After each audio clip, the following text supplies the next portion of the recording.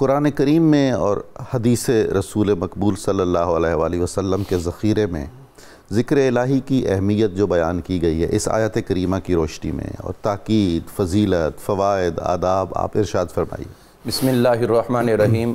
قال اللہ تبارک و تعالی فی الکلام المجید والفرقان الحمید الا بذکر اللہ تطمئن القلوب۔ صدق اللہ۔ اللہ تعالیٰ کو یاد کرنا یقیناً یہ اللہ تعالیٰ کا حق ہے۔ سبحان اللہ۔ اس کو یاد کیا جائے یہ اللہ کا حق ہے، اور حق حقدار تک پہنچنا ہی چاہیے۔ سبحان اللہ۔ سبحان۔ ہم دیکھتے ہیں کہ اللہ تعالیٰ نے انسان کو اپنا ذکر اختیاری کے طور پہ عطا کیا ہے، واہ۔ اور دیگر انسانوں کے علاوہ اور جنوں کے علاوہ جتنی مخلوقات ہیں ان کو اللہ تعالیٰ نے ذکر نافذ کر دیا ہے۔ یسبح للہ ما فی السماوات وَإِن مِّن شَيْءٍ إِلَّا يُسَبِّحُ بِحَمْدِهِ۔ سبحان ہر اللہ۔ چیز اللہ کی تسبیح بہت کرتی خوب، ہے، بہت عمدہ نکتہ ہے۔ ان کے اوپر نافذ کر دیا ہے، وہ ہر حال میں اللہ کو یاد کرتے ہیں۔ اور انسان اور جن کو با اختیار بنا دیا، اصل مقصد یہ ہے کہ آپ کو ایک درجہ آگے عطا کرنا، واہ، خود کو اس درجے کا حقدار ثابت کرو۔ سبحان اللہ۔ اور وہ حقدار ہونے کے لیے یہی ہے کہ آپ دیکھو گے، نظر آئے گا تجلی تیری ذات کا سو بسو ہے، جدھر دیکھتا ہوں ادھر تو ہی تو ہے۔ سبحان اللہ۔ تو جب ہر طرف خدا کے جلوے نظر آئیں گے تو یقیناً پھر یہ دل تڑپے گا، مچلے گا، اس جلوے والی ذات کو ہر وقت یاد رکھے۔ سبحان اللہ۔ حضور صلی اللہ تعالیٰ علیہ وآلہ وسلم کائنات ارضی کے سب سے اعلیٰ ترین منصب انسانیت کے سب سے اعلیٰ مرتبہ پر فائز تھے، بے شک۔ اور حبیب بھی حبیب خدا تھے، اور ہمیشہ کے لیے تھے۔ تو لقد کان لکم اور رہیں گے لقد کان لکم فی رسول اللہ اسوۃ حسنہ۔ ہم سب کے لیے حضور کی زندگی رول ماڈل ہے۔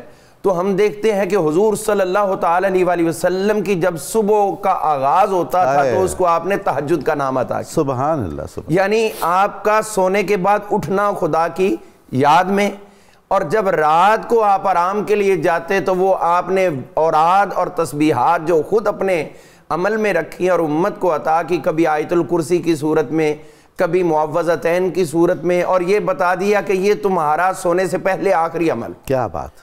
تو اس کا مطلب ہے کہ اگر وہ حبیب خدا کے مرتبہ پر فائز پھر بھی اس خدا کو یاد کر رہے ہیں، تو یہ بتا دیا کہ تمہارے دلوں کو اطمینان اور سکون کہاں سے ملے گا؟ وہ حبیب کے طریقے کے مطابق۔ سبحان اللہ۔ سبحان۔ تو جتنا چلتے جاؤ گے، اصل یہ ہے کہ یہ جسم ایک وقت کے لیے، اس کی ایک لیمٹ ہے، ایک عالم اسباب میں سے ہے۔ جب سبب کے ساتھ سبب لگتے ہیں تو کوئی چیز بنتی ہے، اور جب اسباب ختم ہوتے جاتے ہیں تو پھر وہ چیز بھی ختم ہو جاتی ہے۔ لیکن اس کے اندر دوام کس کو ہے؟ 7 چیزیں جن کو فنا نہیں ہے۔ ہاں، 7 چیزیں جن کو فنا نہیں ہے، ان میں سے ایک چیز جو ہے وہ روح بھی ہے، جس کا تعلق عالم امر سے ہے۔ یسألونک عن الروح قل الروح من امر ربی۔ یہ آپ سے پوچھتے ہیں روح کیا ہے، تو آپ فرمائیے یہ امر ربی ہے، اس کا تعلق آپ کے عالم اسباب سے ہے ہی نہیں۔ اب اس روح کو جب جسم کے اندر داخل کر دیا گیا تو اس روح کا اصلی محل جو تھا وَنَفَخْتُ فِيهِ مِن روحی، وہ خالق ارض و سما کے جلووں کا مظہر تھا۔ واہ، سبحان اللہ۔ اب جس طرح کل شیء یرجع الی اصلہ، ہر چیز اپنے اصل کی طرف لوٹتی ہے، تو پھر روح کی اصل یہ ہے کہ اس کو ہمیشہ خدا کی یاد میں وقف رکھنا۔ واہ۔ تو لہٰذا جب ہم دنیا میں آئے ہیں تو دنیا کی علائش، دنیا کے معاملات، اور یہ ہمارے اوپر کثافت، مادیت پرستی کے اثرات وہ جو پڑھتے رہتے ہیں، تو فرمایا ان کو دور کرنے کے لیے یہ ظلمت اور تمہاری ضلالت اور گمراہی، اس کے بادلوں کو چھاٹنے کے لیے کیا ہے تمہارے پاس؟ یہ اللہ کا ذکر ہے۔ اور اسی لیے فرمایا الا لکل شیء ثقالہ، ہر چیز کا ایک ریگمار ہوتا ہے، چمکانے والی چیز ہوتی ہے، وہ جو دلوں کا زنگ ہوتا ہے وہ دور ہوتا ہے، وہ دور ہوتا ہے۔ ہر چیز کا حضور فرماتے ایک ریگمار ہے، اور ثقالۃ القلب جو دل کا ریگمار ہے، دل کو چمکانے والا ہے، وہ صرف خدا کا ذکر۔ سبحان اللہ۔ ہم دیکھتے ہیں کہ حضور صلی اللہ تعالیٰ علیہ وسلم کی اپنی ذات والا تبار، یہ جو آیہ کریمہ تلاوت کرنے کا شرف حاصل ہوا، پہلے اس کے تھوڑا تفسیری انداز میں دیکھ لیں۔ تفسیر ابن جریر کے اندر امام محمد ابن جریر طبری رحمہ اللہ تعالیٰ آپ بیان فرماتے ہیں، در منصور کے اندر امام جلال الدین سیوطی رحمۃ اللہ تعالیٰ نے بیان کیا، اور شفا شریف کے اندر قاضی ایاز نے بیان کیا کہ اب اللہ کا ذکر سمجھ لو ہوتا کیا۔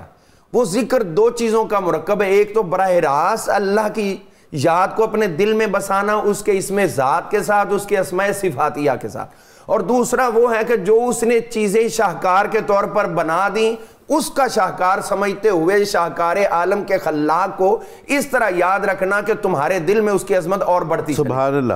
تو آپ فرماتے ہیں کہ اللہ کا وہ ذکر جو تمہارے دلوں کو سکون دیتا ہے، اطمینان دیتا ہے، اس سے مراد کوئی اور ذکر نہیں ہے بلکہ اس سے مراد حضور کا ذکر ہے اور حضور کے صحابہ کرام کا۔ سبحان اللہ، سبحان۔ یعنی جب حضور کا ذکر کریں تو یہ سمجھیں ہم خدا کا ذکر کر رہے ہیں، حضور کے اصحاب کا ذکر کریں تو ان کے جلووں کو دیکھیں کہ یہ چمکے ہیں تو کہاں سے چمکے ہیں، چمکانے والا وہ مدینے کا مہتاب و آفتاب تھا جس کو خود خلاق عالم نے کائنات ارضی کے اندر سراج منیرہ بنا کر۔ سبحان اللہ، سبحان۔ تو لہٰذا یہ ہے خدا تعالیٰ کو یاد کرنا اور اس کے ذکر کے جلووں کے اندر خود کو گم کر لینا۔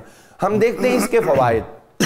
تو اصل بات تو یہ ہے جناب کہ اللہ کو کبھی یہ نفع نقصان سے ہٹ کے بھی یاد کرنا سیکھنا چاہیے۔ سبحان اللہ، کیا خوب یعنی بات یہ کہی۔ مجھے میں ذکر یہ کروں، ورد یہ کروں، مجھے یہ فائدہ یہ تو ملیں گے ہی، لیکن اصل حضرت ہم جو گندم بوتے ہیں نا تو وہ ہم اس کی توڑی اور بھوسا وہ لینے کے لیے نہیں بوتے، وہ تو فری میں ملتا ہے۔ اصل تو ایک گندم کے دانے میں کئی دانے لینا مراد ہوتا ہے۔ اصل چیز تو رضا الہی ہے۔ تو جب ہم خدا کی ذات کو چاہیں گے تو پھر اس کے بعد یہ چیزیں مفت میں ملیں گی۔ اور آخری بات اس پہ عرض کروں گا، حضور صلی اللہ تعالی علیہ وسلم کے اس دیے ہوئے سبق کو جو بزرگان دین نے واضح کیا ہے وہ یہی کیا ہے، طالب الدنیا مؤنث و طالب العقبہ مخنث و طالب المولا مذکر۔